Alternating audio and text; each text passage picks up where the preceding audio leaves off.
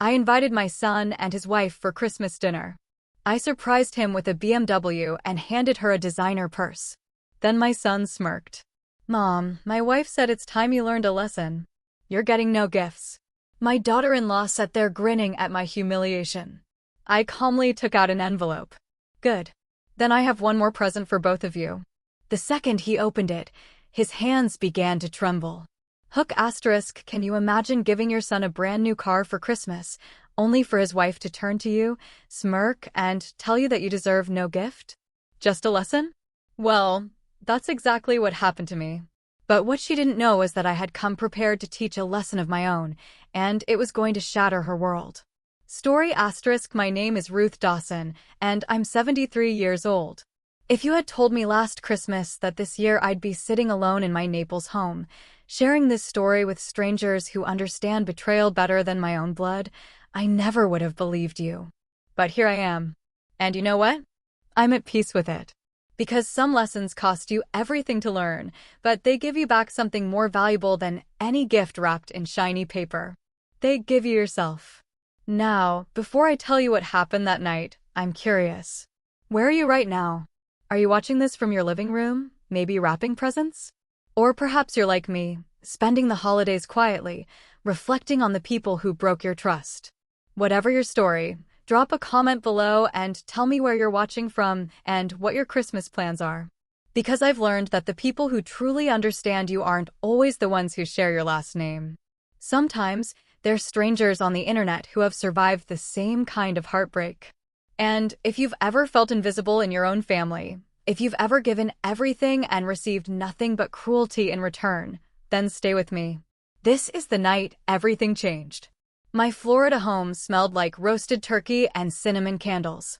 The Christmas tree stood tall in the living room, adorned with ornaments my late husband, Ray, and I had collected over 40 years of marriage. The lights blinked softly, casting a warm glow across the room. I had spent 3 days preparing for that evening. I scrubbed floors that were already clean, polished silverware that rarely left the drawer. I even went to the grocery store twice, because I forgot the cranberry sauce Eddie loved as a child. I wanted everything to be perfect. When Eddie and Morin arrived, I hugged my son tight at the door. For a second, just a second, I felt like I had him back. He smelled like Ray's old cologne. His arms felt strong and safe. But the moment Morin stepped inside, her eyes began scanning my home like she was taking inventory. Not admiring, no. Assessing. Dinner was quiet. Eddie talked about work, and I asked questions, trying to pull him back to me. But Morin? She scrolled through her phone, barely touching the food I'd spent hours preparing. I noticed a bracelet on her wrist, a delicate thing, glittering. It looked expensive. Far more expensive than anything her boutique job could afford. But I said nothing. Mothers learn to swallow questions when they sense the answers might hurt. After dinner, we moved to the living room for gifts. I handed Eddie a small box first. Inside were the keys to a used BMW I'd been saving for months. Not because I owed him anything, not because I wanted his approval, but because a mother's love doesn't disappear just because her heart has been bruised. When he opened it, his face went blank. Then his eyes filled with shock. "Mom," he whispered. "A BMW? You didn't have to do this." "I wanted to," I said softly. He hugged me. A real hug.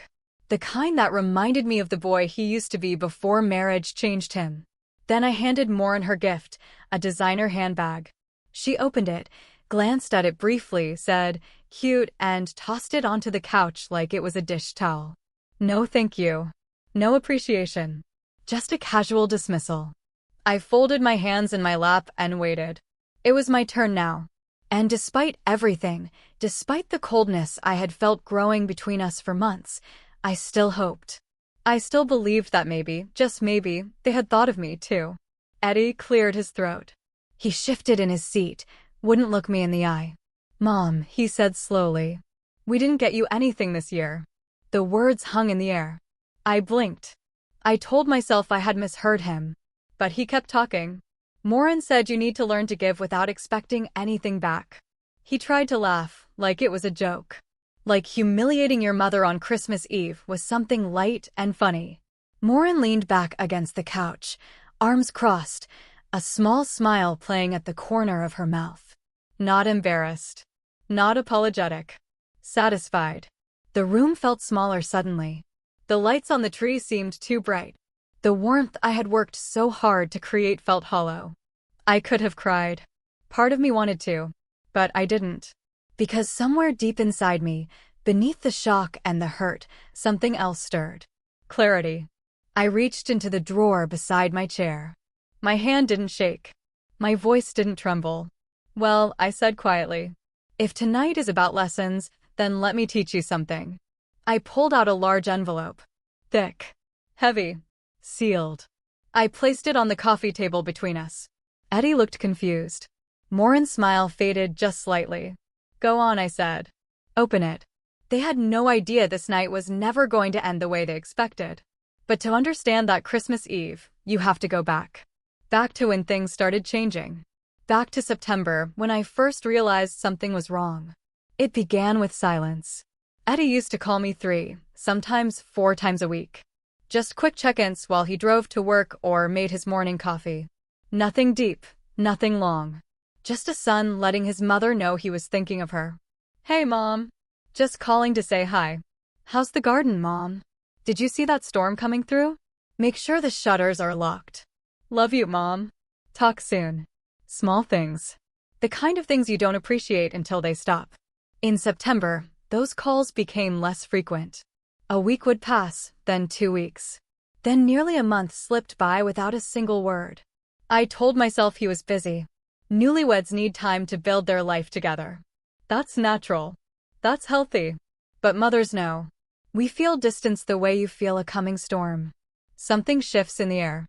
Something tightens in your chest. One morning, I walked into my kitchen and saw the basket of oranges sitting on the counter. I had bought them 4 days earlier because Eddie always loved fresh squeezed juice. When he was little, he would stand beside me while I cut them in half, waiting for his glass like it was liquid gold. But now those oranges just sat there untouched.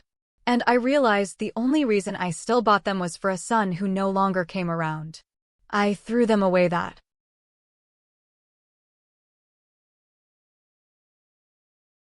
afternoon. All of them. The house felt different after Ray died. Bigger. Quieter. The kind of quiet that presses against your ears until you turn on the television just to hear another human voice. Ray had been gone 2 years by then. 2 years of waking up to an empty bed. 2 years of cooking meals for one. 2 years of realizing that the life you built with someone doesn't disappear when they do. It just keeps going. Only now you're walking through it alone. Eddie had been my anchor during that time. He called every day in those first few months after we buried his father. He checked on me.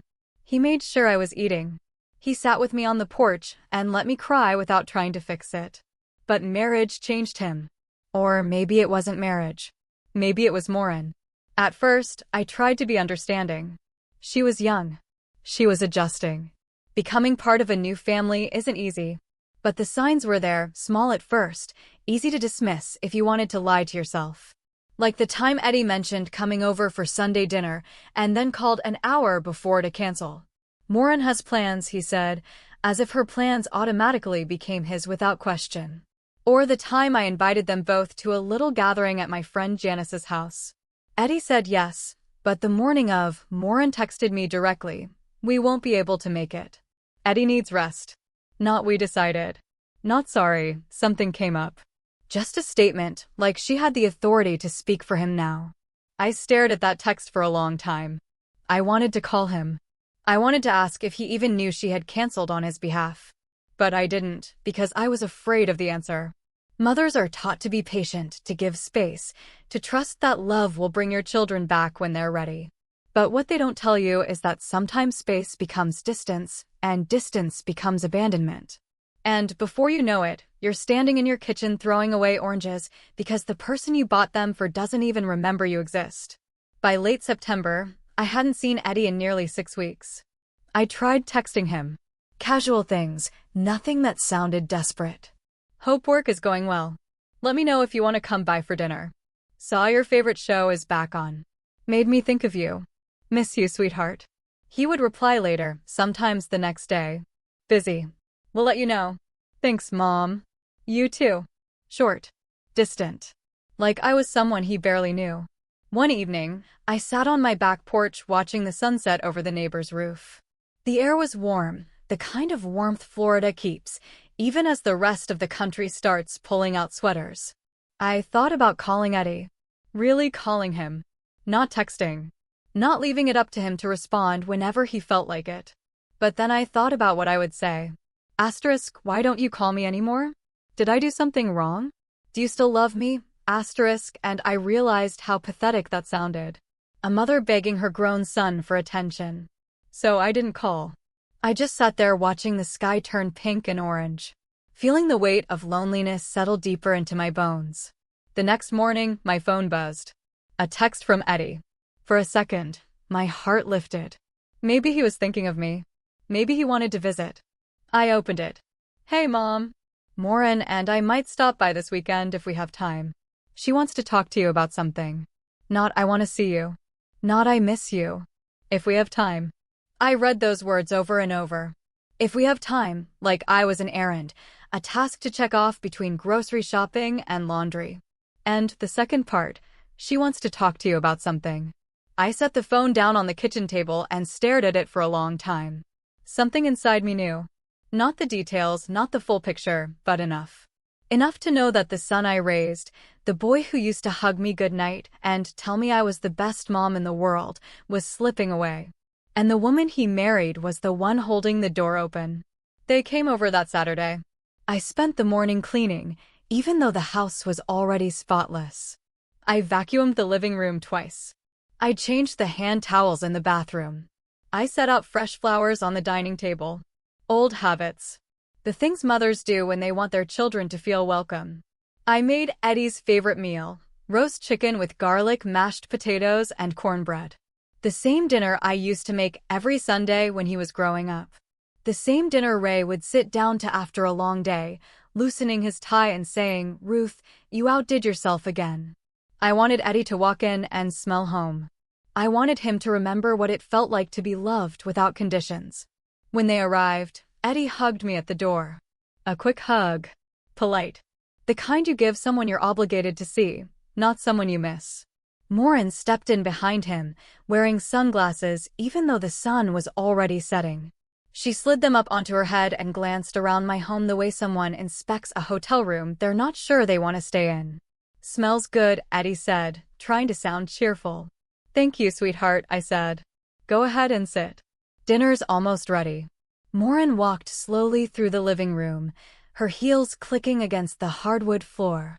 She paused near the bookshelf, running one finger along the edge like she was checking for dust. Then she turned to me with a smile that didn't quite reach her eyes. You know, Ruth, she said casually, this house is really big for one person. I was pulling the chicken out of the oven. I paused, oven mitt still on my hands. It's the house Ray and I built together, I said quietly. It holds a lot of memories. She shrugged, examining her nails. Sure, but practically speaking, it's a lot to maintain. You'd probably be happier somewhere smaller. Less work, less stress. Eddie was standing by the dining table, looking uncomfortable. He didn't say anything. He just shifted his weight from one foot to the other and avoided my eyes. I set the roasting pan down on the counter and removed the oven mitt slowly.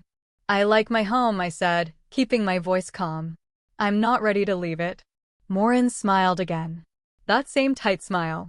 Of course. Just something to think about. But it wasn't a suggestion. It was a statement. A planted seed. We sat down to eat. I served everyone the way I always did. Eddie dug into his food with genuine appreciation. For a few minutes, he looked like my son again. Relaxed. Present. This is amazing, Mom, he said between bites. I forgot how good your cornbread is. My heart swelled a little. I'm glad you like it, honey. Maureen picked at her plate. She took a few small bites, then set her fork down and pulled out her phone. I watched her scroll while Eddie and I talked. She wasn't even pretending to be interested. Her thumbs moved quickly across the screen, her face illuminated by the blue glow. That was when I noticed it. The bracelet on her wrist. It was delicate, with small stones that caught the light every time she moved her hand. It looked expensive. The kind of thing you don't buy at a department store. I thought about what Eddie had told me months ago, that Morin worked part-time at a boutique downtown. Sales assistant. Entry level. I looked at her purse sitting on the chair beside her. Designer. I recognized the brand because Janice's daughter had one. She had saved for a year to buy it. Then there were the shoes, the sunglasses, the perfectly manicured nails. None of it added up. But I said nothing because what could I say? Asking about money felt invasive, accusatory, and I didn't want to start a fight. So I smiled and kept serving dinner like a good hostess. After we finished eating, Eddie helped me carry the plates to the kitchen. Just the two of us for a moment. It felt like old times. "Thanks for dinner, Mom," he said softly. "Really, it was great." "You're always welcome here," I said, touching his arm. "You know that, right?" He nodded, but he wouldn't look at me directly. "I know." There was something in his voice. Something sad, like he wanted to say more, but couldn't. Before I could ask, Morin called from the living room. "Eddie, come here for a second." He tensed. Then he gave me a quick smile and walked back out. I stood at the sink, rinsing dishes, listening to their muffled voices in the other room. I couldn't make out everything, but I heard enough. Morin's voice, low and insistent. This place could sell for so much. We could finally stop renting. "You know, we need this." Eddie said something I couldn't hear. Then Morin again, louder this time. "She doesn't need all this space. She's one person, Eddie. One person. And we are struggling." My hand stopped moving. The water ran over the plate I was holding, but I didn't feel it. "We need this." Not maybe she would be happier downsizing. Not it might be easier for her. No, we need this. They weren't thinking about what was best for me. They were thinking about what they could take. I turned off the water and stood there, gripping the edge of the sink, staring out the window into the backyard.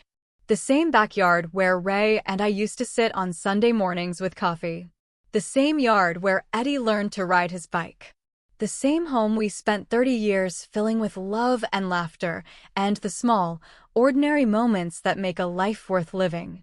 And now my son's wife was standing in my living room, calculating its value like it was nothing more than a transaction. I dried my hands slowly. I took a deep breath. Then I walked back into the living room with a smile on my face. "Anyone want dessert?" I asked brightly. "I made peach cobbler." Morin glanced at her phone. "Actually, we should get going. Early morning tomorrow." Eddie nodded quickly, like he was relieved to have an excuse to leave. They gathered their things. Morin gave me a brief, obligatory hug. Eddie hugged me a little longer, but it still felt distant. "Thanks again, Mom," he said. "Anytime, sweetheart." I stood at the door and watched them walk to their car. Morin was already on her phone before she even got in. Eddie looked back once, just once, and gave me a small wave. Then they drove away. I closed the door and leaned against it. The house was quiet again. Too quiet. I walked back into the dining room and looked at the table. 3 plates. 3 glasses. Evidence that people had been here, but it felt emptier now than it had before they came. I sat down in Ray's old chair and stared at the wall. Morin's words played over and over in my mind. "We need this." And Eddie had said nothing to defend me, nothing to stop her. That was when I realized something I had been avoiding for months. My son was not the same person anymore. And the woman he married was not going to stop until she got what she wanted. 3 weeks passed before I saw them again. 3 weeks of silence. No calls. No texts. Nothing. I tried reaching out twice. Once to ask how Eddie was doing. Once to see if they wanted to come over for Sunday brunch. Both times he replied with the same excuse. "Busy right now, Mom. Maybe next month." Maybe next month, as if his mother was something you penciled in when you had nothing better to do. I stopped trying after that. Pride has a way of protecting you when love starts to hurt too much. But then, out of nowhere, Eddie called. "Hey, Mom. Morin and I are thinking about having a little cookout at our place this Saturday. Nothing fancy, just burgers and hanging out. You should come." I was so surprised, I almost dropped the phone. "Really?" "Yeah," he said, and for a moment, he sounded like himself again. I know it's been a while. Thought it would be nice. My heart lifted despite everything. Despite the coldness, despite Morin's calculating comments about my house, despite the weeks of being ignored. Because he was my son. And when your child reaches out, you take it. You hope? I would love to, I said. Great. Saturday around 2. I'll be there. When I hung up, I stood in the kitchen smiling like a fool. Maybe I had been wrong. Maybe things were getting better. Maybe Morin was warming up to me. Mothers are experts at lying to themselves when the truth is too painful. Saturday came. I bought a store-made potato salad and a bottle of wine. I wore a nice blouse. I even put on a little makeup. Their apartment was small. A 2-bedroom rental in a complex near the highway. The kind of place young couples live while they save up for something better. Eddie greeted me at the door with a genuine smile. Hey, Mom. Come on in. The apartment smelled like charcoal and grilled meat. Morin was inside setting paper plates on a folding table. She glanced up when I entered. Oh, hey, Ruth. Not warm. Not cold. Just neutral. Hi, Morin. I brought potato salad. Great. You can put it in the fridge. Eddie took the bowl from me and walked it to the kitchen. I followed, looking around. The apartment was neat but sparse. Minimal furniture, a small television, a couch that looked like it came from a thrift store. But what caught my eye was the shopping bag sitting on the counter. I could see the edge of a box inside. A designer shoe box. Another one. Eddie saw me looking and quickly moved the bag out of sight. So, you want something to drink, Mom? I have iced tea. That sounds perfect. We went out to the small balcony where Eddie had set up a tiny grill. It overlooked the parking lot, but he had tried to make it nice. A couple of folding chairs, a string of lights he must have borrowed from somewhere. For a little while, it felt normal. Eddie flipped burgers. I asked him about work. He talked about a project he was managing. He laughed at something I said. It was the most relaxed I'd felt around him in months. Morin stayed inside on her phone as usual. Then she stepped out onto the balcony, still scrolling. I'm going to take this call real quick, she said without looking up. Eddie nodded. Sure. She walked down the stairs toward the small patch of grass near the fence that separated the complex from the next property over. Eddie and I kept talking. He told me about a coworker who reminded him of his father. The way the man organized his desk. The way he told terrible jokes, but somehow made people laugh anyway. It was the first time Eddie had mentioned Ray in months. I smiled, even though my throat felt tight. Your dad would have liked him, I said softly. Eddie nodded. Yeah, he would have. Then I heard it. Morin's voice. She was standing near the fence, her back to us. Phone pressed to her ear. Her voice was low, but the wind carried it just enough. No, he doesn't suspect anything. Just give me time. I froze. Eddie was focused on the grill. Oblivious. Morin kept talking. Once the house sells, everything will fall into place. I just need him to convince her. My stomach dropped. I tried to keep my face neutral. I picked up my iced tea and took a sip, even though my hands were shaking. Morin laughed softly into the phone. Trust me, she won't see it coming. Eddie flipped a burger and glanced over at her. She okay? He asked me absently. I nodded, not trusting my voice. Morin said a few more words I couldn't make out, then ended the call. She turned and walked back up the stairs, slipping her phone into her pocket like nothing had happened. Everything good? Eddie asked. Yeah, just work stuff, she said smoothly. She sat down in the chair beside me and smiled. That same tight smile I had seen at my house. I looked at her, really looked at her, and for the first time, I didn't see my son's wife. I didn't see someone trying to adjust to a new family. I saw someone with a plan. The rest of the cookout passed in a blur. I don't remember what we talked about. I don't remember what the food tasted like. All I could hear was her voice. Once the house sells, everything will fall into place, not if once, like it was already decided. When it was time to leave, Eddie walked me to my car. Thanks for coming, Mom, he said. It was really good to see you. I hugged him tight. Tighter than usual. I love you, sweetheart, I said. Love you too. I got in my car and drove home in silence. My mind raced the entire way. Who was she talking to? What did she mean by he doesn't suspect anything? Was she talking about Eddie? Was there someone else? And the house? My house? She was already planning for it to be sold. Already dividing up money that wasn't hers? Already treating my home like it was a done deal. I pulled into my driveway and sat there for a long time, staring at the front door. The house Ray and I saved for. The house we painted together. The house where we raised our son. She wanted it, and she was using Eddie to get it. But worse than that, there was something else going on. Something Eddie didn't know about. Something she was hiding. I needed to know the truth. Not guesses. Not suspicions. The truth. I pulled out my phone and scrolled through my contacts until I found Janice's number. She answered on the second ring. Ruth, everything okay? No, I said quietly. I need your help. There was a pause. Come over, she said. Right now. I started the car and backed out of the driveway because I was done pretending everything was fine. I was done waiting for things to get better on their own. If my son was being manipulated, if my home was being targeted, if there were secrets being kept, I needed to know, and I was going to find out. Janice lived 10 minutes away in a small yellow house with a garden that always looked better than mine. She had been my friend since Eddie was in diapers. She was there when Ray proposed. She was there when Eddie was born. She was there when Ray died. If anyone would understand, it was her. She opened the door before I even knocked. Come in, she said, stepping aside. I walked into her living room and sat down on the couch where I had sat 100 times before. But this time felt different. Heavier. Janice poured 2 glasses of sweet tea and handed me one. Then she sat down across from me and waited. I told her everything. The phone calls that stopped. The dinner where Morin suggested I sell my house. The cookout where I overheard her talking about a plan. The expensive things she kept buying. The way Eddie had changed. When I finished, Janice was quiet for a long moment. Then she leaned forward and took my hand.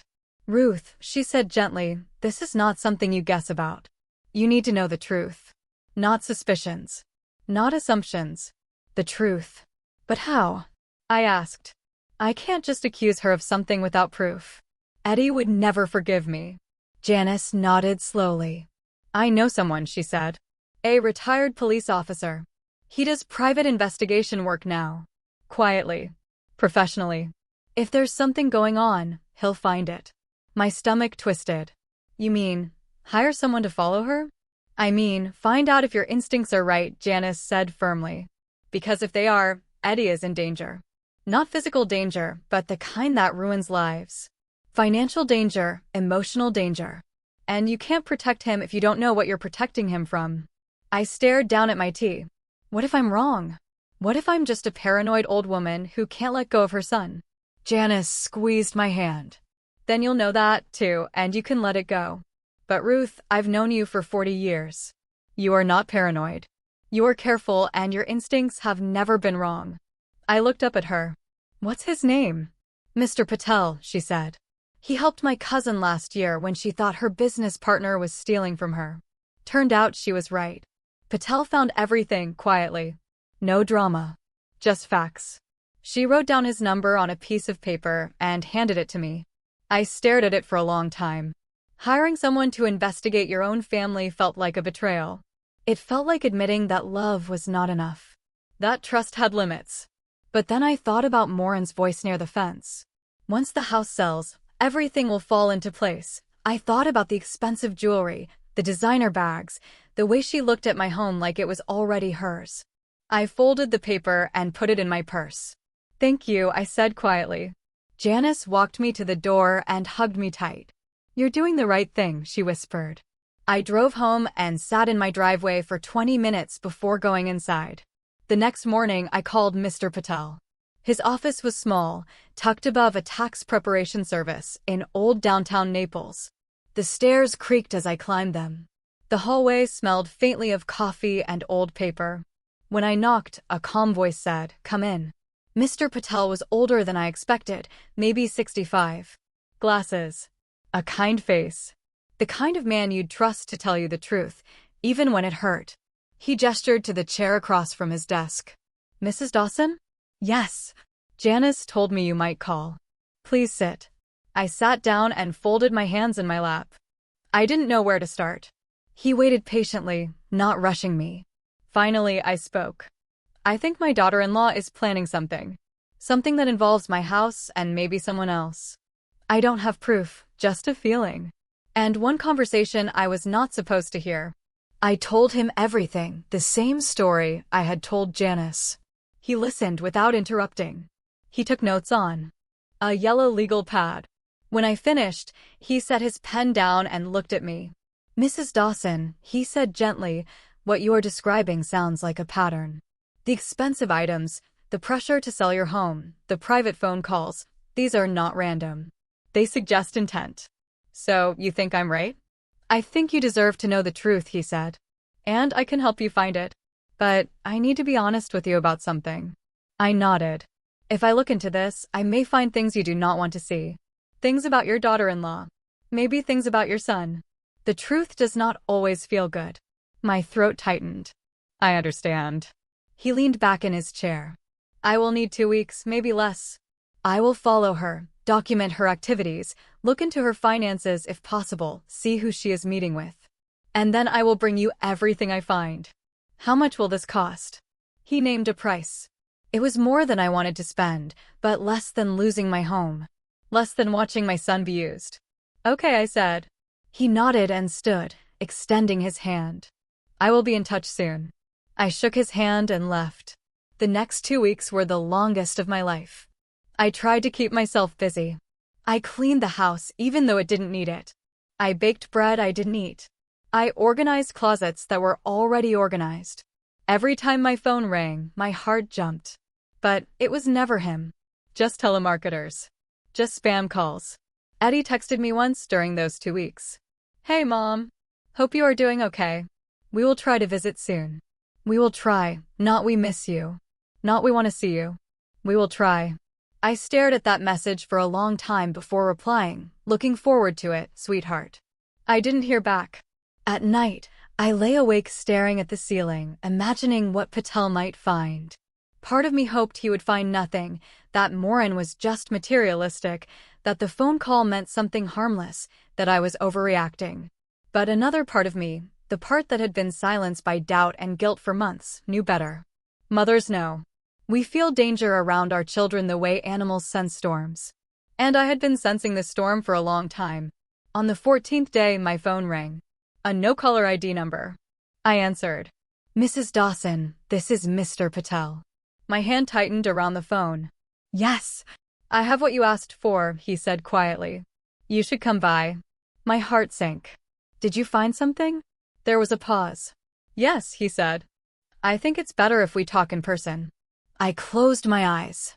I'll be there in an hour. I hung up and sat down on the edge of my bed. My hands were shaking. For 2 weeks, I had been telling myself that maybe I was wrong. Maybe this was all in my head. Maybe I was just a lonely widow looking for problems where there were none. But the tone in Patel's voice told me everything I needed to know.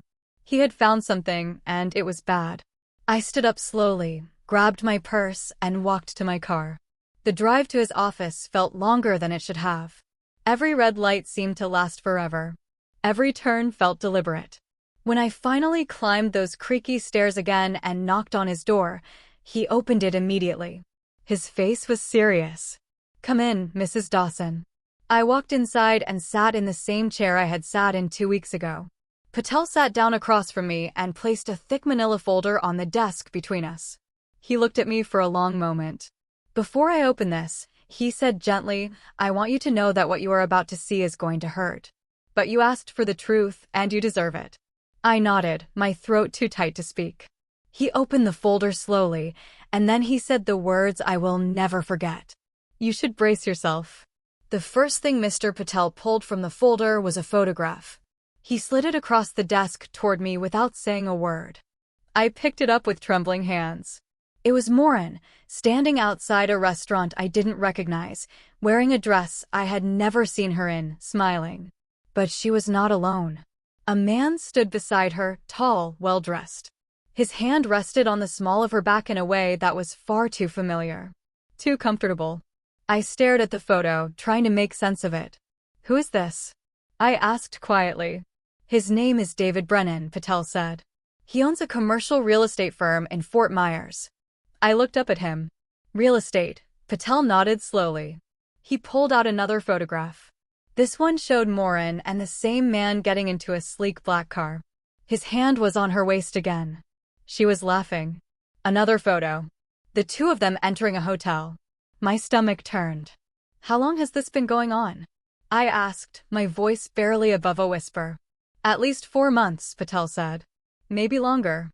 I followed her on 3 separate occasions. Each time she met with him. Lunch. Dinner. Hotels. He paused. Mrs. Dawson, I need to show you something else. He pulled out a stack of printed pages. Receipts, bank statements, credit card bills.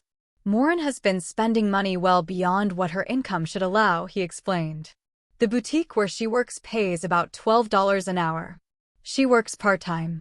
That's maybe $1,500 a month after taxes. He pointed to one of the receipts. This bracelet she bought 2 weeks ago, $3,000. Paid in cash. Another receipt. This purse, $2,200. Also cash. He spread the papers out in front of me. In the last 6 months, she has spent close to $30,000 on luxury items. None of it traceable to credit cards in her name. All cash purchases. I stared at the numbers. Where is she getting the money? Patel's expression darkened. That is where it gets worse. He pulled out another document. An email. Printed. Highlighted in places. I was able to access some communication between Morin and Mr. Brennan through a contact I have. This email was sent 3 weeks ago. He handed it to me. I read it slowly. The words blurred at first. I had to blink several times to focus. It was from Morin to David. The subject line read, Timeline Update. I kept reading. Asterisk Eddie is finally coming around. I have been working on him for months about the house. He is starting to see it my way. His mother does not need that much space. Once I convince him to talk her into selling, we can move forward. The property is worth at least $600,000, maybe more depending on the market. Eddie will inherit it eventually, but we do not have time to wait for that. I need him to push her to sell now while she is still healthy and can be persuaded. Once the sale goes through, Eddie and I will have enough for a decent down payment on our own place. That should keep him happy and distracted for a while. After the divorce is finalized, you and I can move forward without any complications. He still does not suspect anything. Just keep being patient. This will all be worth it. I read it 3 times. Each time the words hit harder. After the divorce is finalized, he still does not suspect anything. Once the sale goes through, my hand started shaking so badly I had to set the paper down. She's planning to leave him, I whispered. Patel nodded. Yes, but not until after she gets what she wants. The plan seems to be this. Convince Eddie to pressure you into selling your home. Use the proceeds to buy a house together. Then once everything is settled and the money is secure, she files for divorce. In a marriage that short, with joint property involved, she could walk away with a significant amount. I felt sick. And Eddie has no idea? None, Patel said. From what I can tell, he believes she loves him. He believes they are building a life together. He has no idea she is using him as a stepping stone. I pressed my hand to my mouth. All this time, I thought Morin was just manipulative. Just greedy. Just a bad influence. But this was so much worse. She wasn't just after my house. She wasn't just pressuring Eddie. She was destroying him. Using his trust, using his love, using his loyalty to his mother as a weapon to get what she wanted. And when she was done, she was going to leave him with nothing. Patel reached across the desk and placed a steady hand on the table near mine. I know this is hard to hear, he said gently. But you needed to know. Because if you do not stop this, your son is going to lose everything. His marriage, his money, and possibly his relationship with you if he blames you for not selling when she asked. I looked up at him, tears blurring my vision. What kind of person does this? I whispered. Patel's face was kind but firm. The kind who sees people as tools, not as human beings. He gathered the photos and documents back into the folder and closed it. You have options now, Mrs. Dawson. You can show this to Eddie. You can confront Morin. You can protect your assets legally so she never gets what she is after. Or you can do all three. I wiped my eyes and took a deep breath. I need to protect my home first, I said, before anything else. If she's planning to manipulate Eddie into making me sell, I need to make sure that's not even possible. Patel nodded. Smart. I know a good family attorney, someone who specializes in estate planning and asset protection. I can give you her number. Please. He wrote down a name and number on a small card and handed it to me. Attorney Rebecca Harris. She will be able to help you set up a trust or other legal protections, Patel said. Make sure your property stays yours no matter what anyone tries. I took the card and slipped it into my purse along with the folder. Thank you, I said quietly, for finding the truth, even though it hurts. Patel stood and walked me to the door. Mrs. Dawson, he said as I stepped into the hallway. You are stronger than you think, and you are doing the right thing, not just for yourself. For your son, too. I nodded, though I wasn't sure I believed him. I walked down those creaky stairs and out into the sunlight. The world looked the same as it had an hour ago. The same streets, the same sky, the same warmth in the air. But everything had changed. I got into my car and sat there for a long time, staring at the folder on the passenger seat. Inside were photographs of betrayal, proof of lies, evidence of a plan designed to destroy my son's life and steal everything my husband and I had worked for. I thought about Eddie, the way he used to look at Maureen when they first started dating, like she was the most wonderful thing that had ever happened to him. I thought about the way he defended her, the way he pulled away from me to make her happy. And now I knew why. Because she had been whispering in his ear for months, planting seeds of doubt, making him believe that his mother was the problem, that I was holding them back, that my house was an opportunity, not a home. And he believed her because he loved her, and she was using that love like a tool. I picked up the folder and held it against my chest. She wasn't just coming for my son. She was coming for everything. But she made one mistake. She underestimated me. She thought I was just a lonely old widow who would do anything to keep her son happy. She thought I would be easy to manipulate, easy to pressure, easy to break. She was wrong. I started the car and pulled out of the parking lot. I had work to do. And this time, I was not going to wait for someone else to protect me.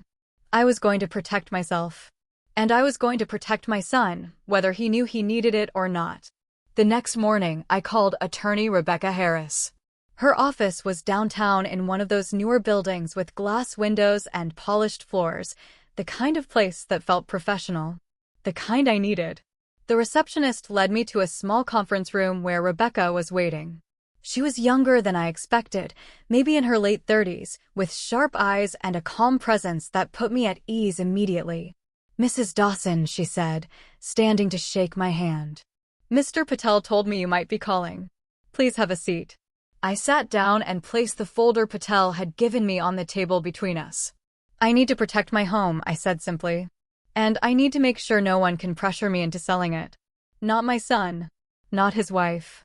No one. Rebecca nodded and opened a notepad. Tell me what's going on. I told her everything. The whole story. Maureen's manipulation, the affair, the plan to use Eddie to convince me to sell, the emails outlining her timeline. Rebecca listened without interrupting. When I finished, she sat back in her chair and folded her hands. Mrs. Dawson, you have more control than you realize, she said, and we can make sure it stays that way. She explained it to me in terms I could understand, a living trust. It would allow me to keep complete control of my property while I was alive. No one could force me to sell. No one could take it from me. And when I eventually passed, the house would transfer according to my wishes, not someone else's demands. We can also add conditions, Rebecca said. For example, if you want to ensure that your son inherits the property, we can include a clause that protects it from being claimed by a spouse in a divorce. We can also specify that if anyone has attempted to manipulate or pressure you into selling, they are excluded from inheritance entirely. I stared at her. You can do that? Absolutely. It's your property, Mrs. Dawson. You get to decide what happens to it. Not your son. Not his wife. You. For the first time in months, I felt something I had almost forgotten. Power. Not over other people, but over my own life, my own choices. I want that, I said firmly. All of it. Rebecca smiled. Good. I'll draft the documents. You'll need to sign them in front of a notary, and I'll make sure everything is filed properly. Once it's done, your home is protected permanently. She paused. But I have to ask, what are you planning to do about your son? Are you going to tell him what you found? I thought about that for a long moment. Yes, I said quietly. But not yet. Not until I'm ready. Not until he can see the truth with his own eyes. Rebecca nodded slowly. Just be careful. Confrontations like this can go badly if they're not handled right. People don't always react the way you hope they will. I know, I said. But he deserves to know. Even if it destroys him, because if I don't tell him, she will destroy him anyway. Rebecca reached across the table and placed her hand over mine. You're doing the right thing, she said gently. For yourself and for him. 3 days later, I returned to her office to sign the papers. The documents were thick, full of legal language I only half understood. But Rebecca walked me through every page, every clause, every protection. When I signed my name at the bottom, I felt something shift inside me. Strength. The house was mine. Fully. Legally. Irrevocably. Morin could scheme all she wanted. She could whisper in Eddie's ear. She could plan and manipulate and lie. But she would never get my home. I walked out of that office with my head held higher than it had been in months. That evening, I sat at my kitchen table with Patel's folders spread out in front of me. Photographs. Receipts. Emails. Bank statements. Evidence of betrayal. Proof of lies. I studied every detail. I memorized the timeline. I read the emails until I could recite them from memory. And then I started planning. I thought about Eddie. About the son I raised, the boy who used to hold my hand when we crossed the street. The teenager who brought me flowers on Mother's Day, even when he had no money. The young man who cried at his father's funeral and told me he would always take care of me. That boy was still in there somewhere, buried under Morin's manipulation, confused by her lies, blinded by love. But he was still there, and I was going to bring him back. Not with anger. Not with accusations. With truth. I needed him to see what I had seen, to feel the betrayal I had felt, to understand that the woman he loved was using him as a tool to steal from his own mother. But I also needed to be smart. If I just showed him the folder and said, "Look what your wife is doing," he would defend her. He would make excuses. He would accuse me of being jealous or controlling or unable to let go. That's what people do when the truth is too painful. They reject it. They protect the lie because the lie feels safer. So I needed a moment. A moment where he could not deny what was right in front of him. A moment where the truth was undeniable. I thought about holidays, about family traditions, about the times when people let their guard down and show who they really are. And then it came to me, Christmas Eve. I pulled out my calendar and counted the weeks. 2 months. I had 2 months to prepare. 2 months to make sure everything was in place. 2 months to plan the one night that would change everything. I reached for a pen and a piece of paper. I started writing. A guest list, just Eddie and Morin. A menu, Eddie's favorite foods, the meal I used to make when he was a boy. Gifts. I thought carefully about this. What would mean something to Eddie?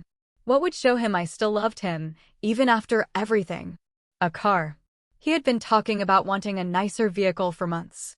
I had been saving, not because I owed him anything, but because love doesn't stop just because it has been hurt. And for Morin? A designer handbag. Not because she deserved it, but because I needed her to feel safe. Comfortable. Unsuspecting. I wanted her to think she had one. I wanted her to believe that I was just a foolish old woman showering them with gifts because I was desperate for their approval.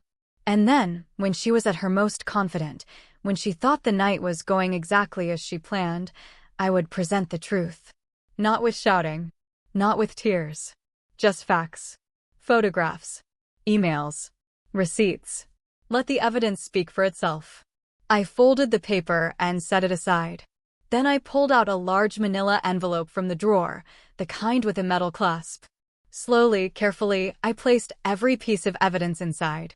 The photos of Morin with David. The receipts showing cash purchases. The printed emails outlining her plan. The bank statements. All of it.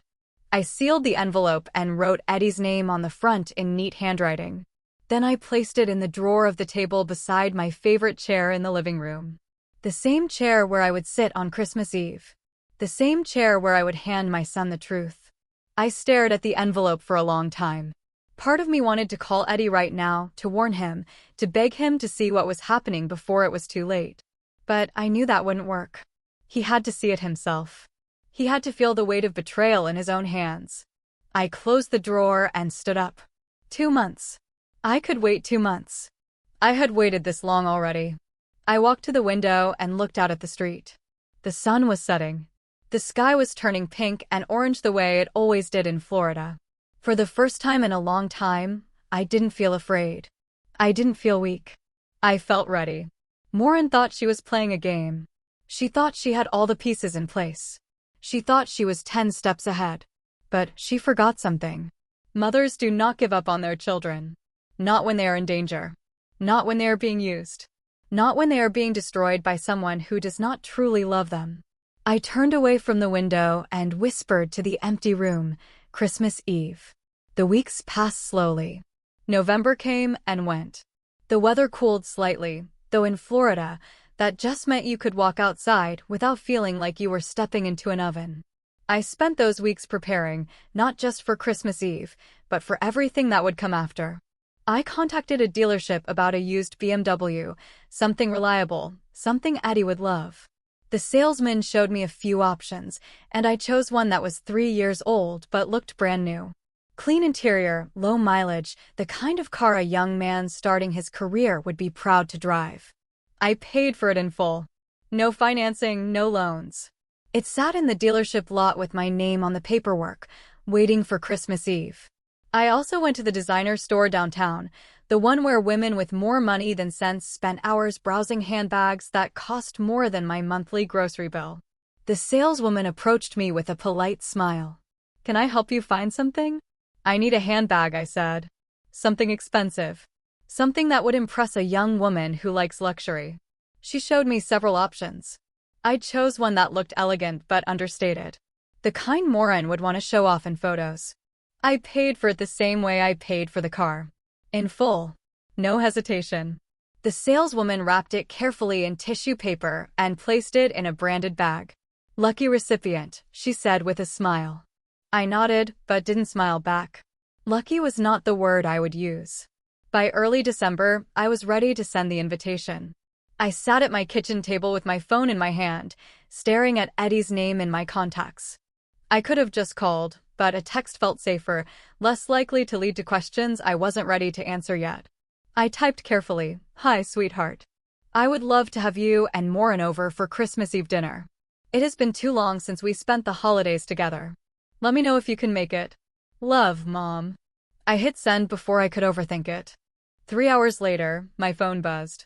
It wasn't Eddie who replied. It was Maureen. "Hi, Ruth. That sounds great. We will be there. Also, I have been meaning to talk to you about the house situation. Christmas Eve would be a perfect time to discuss it. See you then." I stared at the message. She couldn't help herself. Even in a response to a simple dinner invitation, she had to bring up the house. She had to remind me that she had an agenda, that this was not just a family gathering for her. It was an opportunity. I set the phone down and took a deep breath. She thought she was walking into a negotiation. A chance to finally convince me to sell. A moment where she could push Eddie to pressure me in person, face to face, until I gave in. She had no idea what she was really walking into. Eddie texted an hour later, "Thanks, Mom. Looking forward to it." Short. Polite. Distant. But he was coming. That was all that mattered. The days leading up to Christmas Eve were strange. I cleaned the house, even though it was already clean. I decorated the tree with the same ornaments Ray and I had used for decades. I hung lights around the windows. I set out the nativity scene Ray's mother had given us when we first got married. Everything looked festive, warm, inviting. But underneath the surface, I was preparing for war. Not the loud kind. Not the kind with shouting and broken dishes. The quiet kind. The kind fought with truth and documents and evidence that could not be argued away. I rehearsed what I would say, how I would stay calm, how I would present the envelope without emotion, without anger, without giving Morin any opportunity to twist the narrative. I would let the facts speak for themselves. 3 days before Christmas, I picked up the BMW from the dealership. They detailed it for me, tied a big red bow on the hood. I drove it home carefully and parked it in my garage, hidden from view. Eddie wouldn't see it until Christmas Eve. I also wrapped Morin's handbag. Expensive paper. A silk ribbon. I made it look like I had put thought into it, like I cared, because I needed her to believe I was still trying to win her approval. The night before Christmas Eve, I couldn't sleep. I lay in bed staring at the ceiling, thinking about everything that could go wrong. What if Eddie didn't believe me? What if he thought I had fabricated the evidence? What if he chose Morin over the truth? What if he walked out and never spoke to me again? The thoughts circled in my mind like vultures. But then I thought about the alternative. If I did nothing, Morin would continue manipulating him. She would pressure him into convincing me to sell my home. She would take the money, file for divorce, and leave him devastated and broke. And he would never know that I could have stopped it, that I had the truth in my hands and chose to stay silent. I could not live with that. Whatever happened tomorrow, at least Eddie would know. At least he would have the chance to see who Morin really was. What he did with that information was up to him. But I would not let him walk blindly into destruction. I got out of bed and walked to the living room. I opened the drawer where I had placed the envelope weeks ago. It was still there, sealed, heavy, with the weight of truth. I picked it up and held it for a moment. Then I carried it to my bedroom and set it on the nightstand beside my bed. Tomorrow, I would place it in the drawer next to my chair in the living room where it would wait, hidden, ready. I climbed back into bed and closed my eyes. And for the first time in months, I fell asleep without anxiety twisting in my chest because I was no longer waiting for something terrible to happen. I was ready for it. Christmas Eve morning arrived with clear skies and warm air. I woke up early, made coffee, sat on the back porch, and watched the sun rise over the neighbor's fence. The world felt quiet, peaceful. I thought about Ray, about what he would say if he were here. He would probably tell me I was doing the right thing. That protecting Eddie meant telling him the truth, even when it hurt. Ray never liked liars. He had no patience for manipulation or deceit. He would have hated Morin. I finished my coffee and went inside. There was work to do. I spent the morning cooking. Roast turkey, garlic mashed potatoes, cornbread, green beans with bacon, cranberry sauce, all of Eddie's favorites. The house filled with the smell of home, the kind of smells that make you feel safe, loved. I set the table with the good china, the silverware Ray and I received as a wedding gift. The cloth napkins I only used on special occasions. Everything looked perfect. I placed the wrapped handbag under the tree. I put the small box with the car keys beside it. Then I walked to my bedroom and picked up the envelope. I carried it to the living room and placed it in the drawer beside my chair. Out of sight, waiting. I stood there for a moment, staring at the closed drawer. Tonight, everything would change. Either Eddie would see the truth and choose to protect himself, or he would reject it and choose Morin. Either way, I would know. And I would finally stop living in this painful limbo of watching my son be destroyed and being powerless to stop it. I took a deep breath. Then I went to the kitchen to finish preparing dinner. It was almost time. They arrived at 6 o'clock sharp. I heard the car pull into the driveway and took a deep breath before opening the door. Eddie stood on the porch holding a bottle of wine. He smiled when he saw me, but it didn't quite reach his eyes. The kind of smile you give when you're not sure what to expect. "Hey, Mom. Merry Christmas." "Merry Christmas, sweetheart." I hugged him tight. He hugged back, but only for a moment before stepping away. Morin walked up behind him, scrolling on her phone. She glanced up briefly. "Hi, Ruth. Something smells good." "Thank you. Come in. Dinner is almost ready." They stepped inside. Eddie looked around at the decorations, the tree, the table set with china. "Wow, Mom, you really went all out." "I wanted it to be special," I said softly. Morin wandered into the living room, her eyes scanning everything. The furniture. The walls. The windows. She was doing it again. Assessing. Calculating.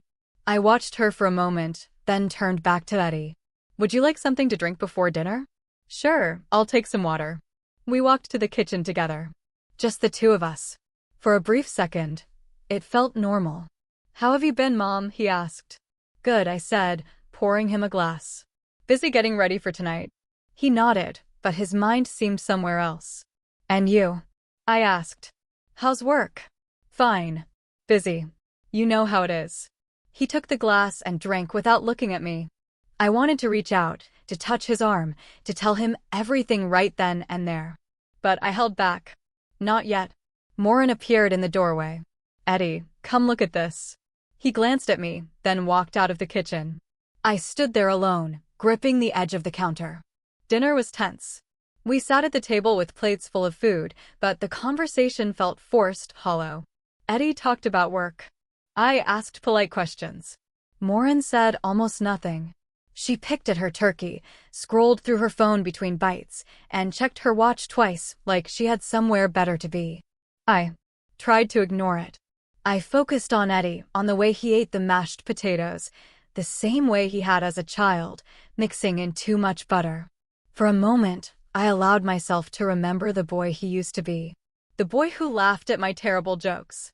The boy who helped me carry groceries without being asked. The boy who told me I was the best cook in the world, even when I burned the roast. That boy was still in there. I had to believe that. After dinner, we moved to the living room. The tree lights blinked softly. The room felt warm, almost peaceful. But my heart was pounding. Should we do gifts? I asked, keeping my voice light. Eddie nodded. Sure. I reached under the tree and pulled out the small box first, the one with the car keys inside. I handed it to Eddie. This is for you, sweetheart. He looked surprised. Mom, you didn't have to get me anything. I wanted to. He opened the box slowly. When he saw the keys, his face went blank. Then his eyes widened. Mom, are these? Go look in the garage, I said quietly. He stood up, holding the keys like they might disappear if he moved too fast. He walked to the side door that led to the garage and opened it. I heard his breath catch. Mom, a BMW? He turned to look at me, his face a mixture of shock and disbelief. You didn't have to do this. I know, I said. But I wanted to. You work hard. You deserve something nice. He walked back into the living room and hugged me. A real hug this time. The kind that reminded me why I was doing all of this. Thank you, he whispered. I don't know what to say. You don't have to say anything. He pulled back, his eyes glistening slightly. Morin was still sitting on the couch, watching with an unreadable expression. I picked up the second gift, the designer handbag. And this is for you, Morin. She took it without standing, opened it carefully, lifted the bag out of the tissue paper. For a second, her eyes lit up. She turned it over in her hands, examining the brand label. Then she pulled out her phone and took a quick photo of herself holding it. Cute, she said flatly. She set the bag down on the couch beside her like it was a throw pillow. No thank you. No appreciation. Just a dismissive acknowledgement. Eddie frowned slightly, but said nothing. I folded my hands in my lap and waited. This was it.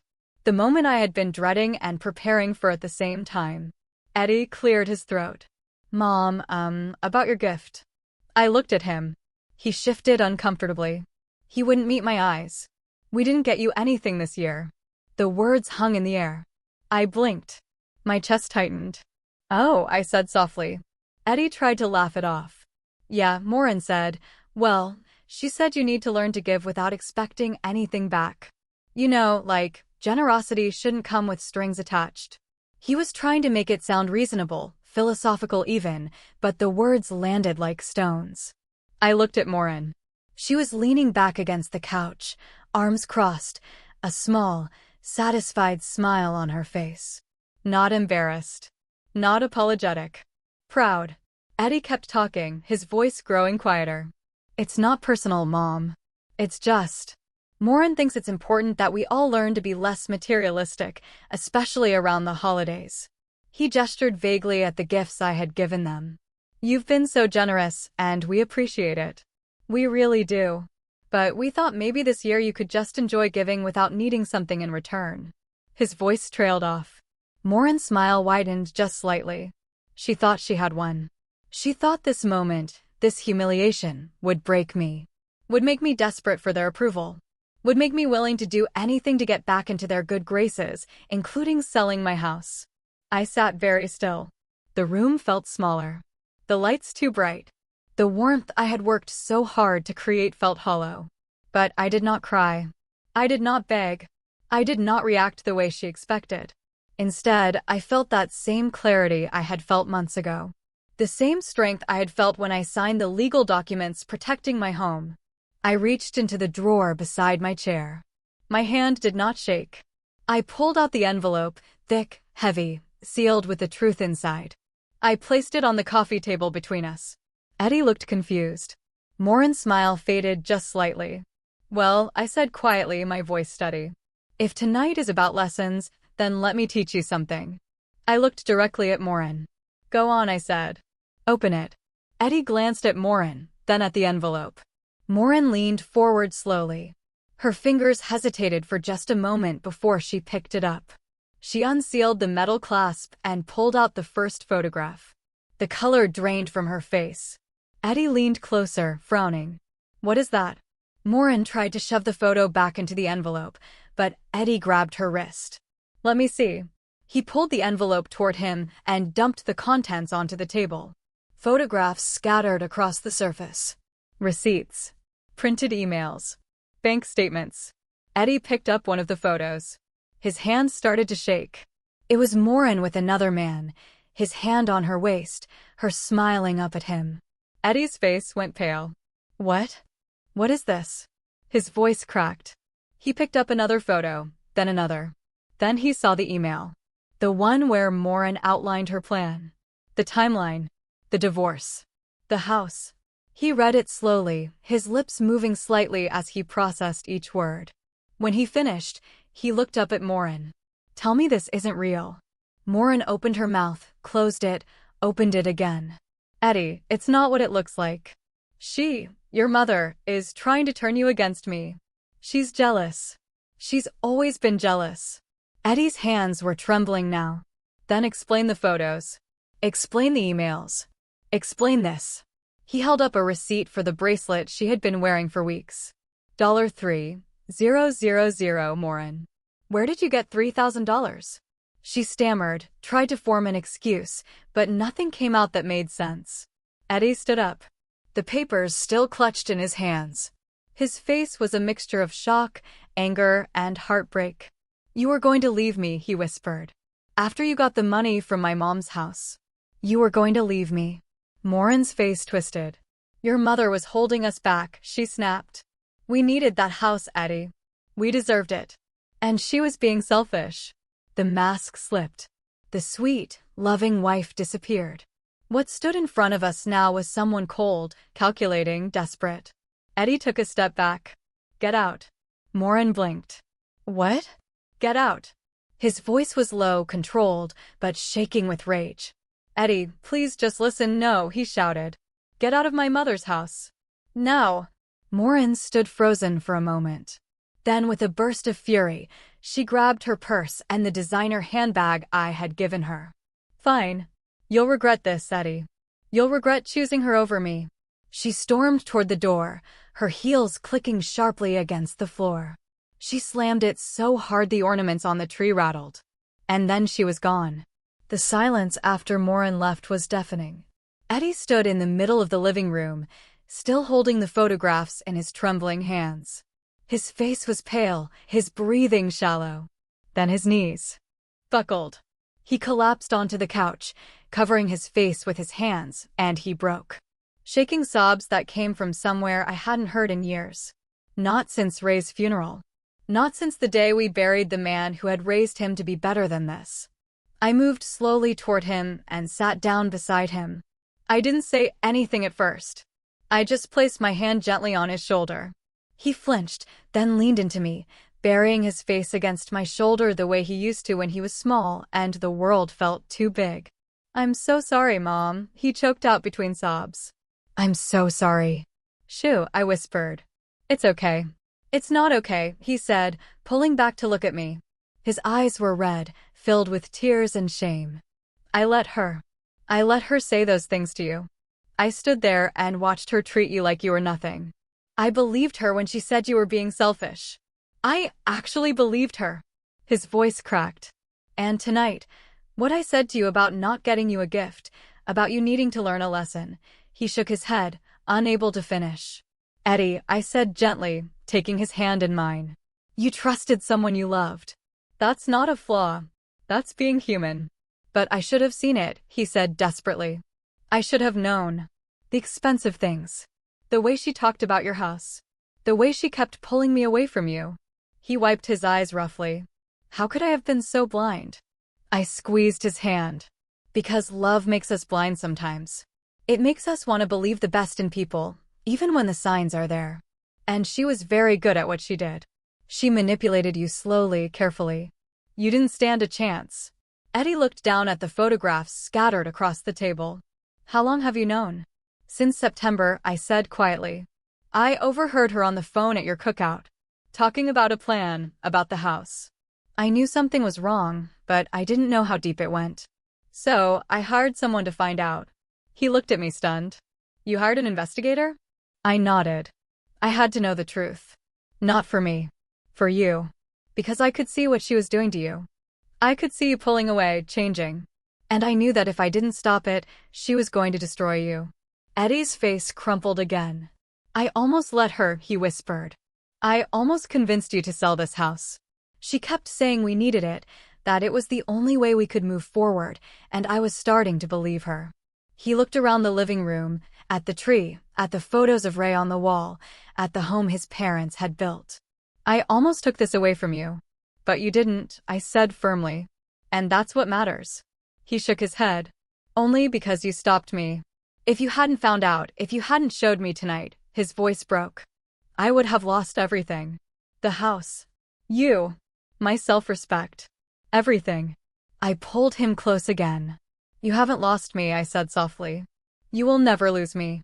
I'm your mother. That doesn't change, no matter what. We sat like that for a long time.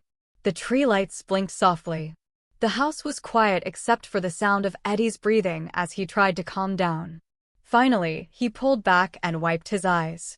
What do I do now? He asked. About Morin? About everything. I took a deep breath. You protect yourself. Legally. Financially. Emotionally. You talk to a lawyer. You make sure she can't take anything from you, and then you start rebuilding your life. Eddie nodded slowly, like he was trying to absorb it all. And you, he said, looking at me. The house? Did you do anything to protect it? I smiled faintly. I set up a living trust. The house is legally protected. No one can force me to sell it. And when I'm gone, it will go to you, with conditions that protect it from anyone who tried to manipulate me. Eddie let out a shaky breath. You thought of everything. I had to, I said simply, because I knew you couldn't see what was happening, and I wasn't going to let her take everything your father and I worked for. He reached over and hugged me again, tight, desperate. I love you, Mom. I'm so sorry I didn't see it sooner. I love you too, sweetheart. And you're going to be okay. It's going to hurt for a while, but you're going to be okay. He nodded against my shoulder. We sat there together as the night grew late. The food sat untouched on the table. The gifts remained under the tree. But for the first time in months, I had my son back. Not the version Morin had shaped him into. Not the distant, cold stranger who avoided my calls. The Ray Eddie. The boy I raised. The man his father would have been proud of. Eventually, Eddie stood up. I should go, he said quietly. I need to figure out where I'm staying tonight. I can't go back to the apartment. You'll stay here, I said firmly. In your old room, for as long as you need. His eyes filled with tears again. Thank you. I walked him upstairs and showed him to the guest room. The same room he had slept in as a teenager. I had kept it the same all these years. Just in case. Get some rest, I said. We'll figure everything out tomorrow. He nodded and closed the door. I walked back downstairs and stood in the living room looking at the mess on the coffee table. The photographs, the emails, the evidence of betrayal. I gathered it all up slowly and placed it back in the envelope. Then I walked to the fireplace and stared at the flames I had lit earlier in the evening. Part of me wanted to burn it all, to destroy the evidence and pretend none of it had ever happened. But I didn't, because Eddie might need it for the divorce, for the lawyers, for proof of what she had done. I set the envelope aside and sat down in my chair. The house was quiet now. Peaceful. Christmas Eve hadn't given me joy. It hadn't given me the warm family gathering I had hoped for when I sent that invitation weeks ago. But it had given me something more important. Clarity. And my son back. I thought about Maureen. About where she was right now. Probably calling David. Probably already planning her next move. But she had lost. She hadn't gotten the house. She hadn't gotten the money. And she had lost Eddie. All because she underestimated a mother's love. All because she thought I was weak. I smiled faintly and looked at the tree. The ornaments Ray and I had collected over the years blinked softly in the light. "We did it, Ray," I whispered. "We protected him." I sat there for a long time thinking about everything that had happened. Everything I had learned. That silence is not weakness. That patience is not surrender. That sometimes the people we love need to be protected from their own choices, and that boundaries, even painful ones, are acts of love. I stood up slowly and turned off the tree lights. Then I walked upstairs to bed. Tomorrow, Eddie would wake up in his childhood room. He would have to face the reality of everything he had lost. He would have to grieve, rebuild, start over. But he would not do it alone. And he would do it as himself, not as someone else's tool. As I lay in bed, I thought about all of you watching this, all of you who have felt invisible in your own families. All of you who have given everything and received nothing but cruelty in return. I want you to know something. You are not weak for loving people who hurt you. You are not foolish for giving them chances. But you are also not required to destroy yourself to make them comfortable. You are allowed to set boundaries. You are allowed to protect what is yours. You are allowed to walk away from people who use your love as a weapon. Even if those people are your own children. Even if it breaks your heart. Because sometimes, the greatest act of love is saying no. Call to action *. So, tell me, what would you have done in my shoes? Have you ever had to choose between protecting your child and risking their anger? Share your story in the comments below, because sometimes, knowing you're not alone makes all the difference.